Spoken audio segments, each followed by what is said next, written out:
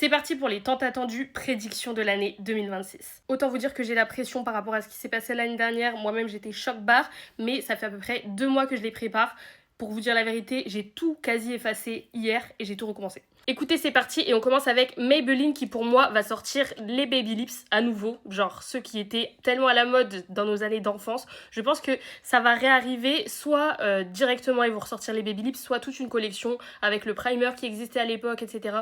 Donc je pense qu'on est reparti sur des petits Baby Lips et je pense que ça va faire un carton aussi. Après ça, je pense que Yves Saint Laurent va sortir un nouveau mascara tout simplement parce que le Lash Clash, ça y est, ça fait un petit moment qu'il est sorti et je pars du principe où à partir du moment où tu te fais une clientèle fidèle, petit à petit, au fil des années, la cliente se défidélise.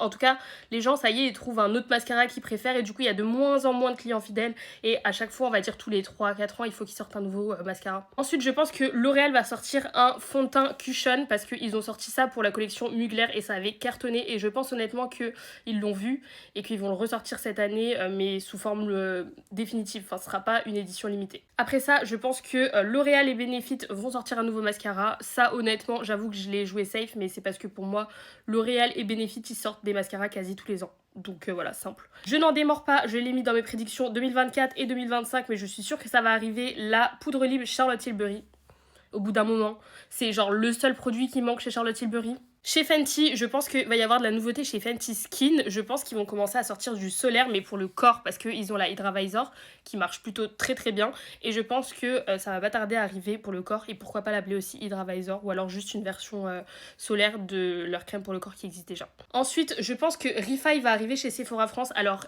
j'ai mis à la base une deuxième marque, et je me suis dit c'est sûr qu'elle va arriver chez Sephora France et j'ai été obligée de la supprimer parce que la marque m'a contactée et oui, ils arrivent chez Sephora France.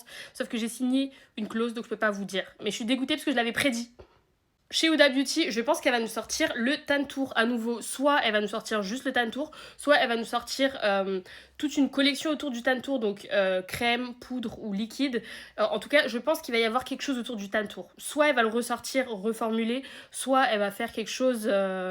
elle va refaire un tan tour mais autrement, en poudre, en liquide, quelque chose comme ça. Et pour finir, je pense que Rare Beauty va sortir un nouveau fond de teint parce que ça fait un petit moment qu'ils n'ont pas sorti de fond de teint, mis à part leur fond de teint poudre qui honnêtement pour moi n'a pas du tout marché. Mais je sais pas, pour moi ça me paraît logique. Je pense que niveau teint aujourd'hui, Rare Beauty n'est pas à la hauteur des autres marques et il faut qu'ils s'ajustent.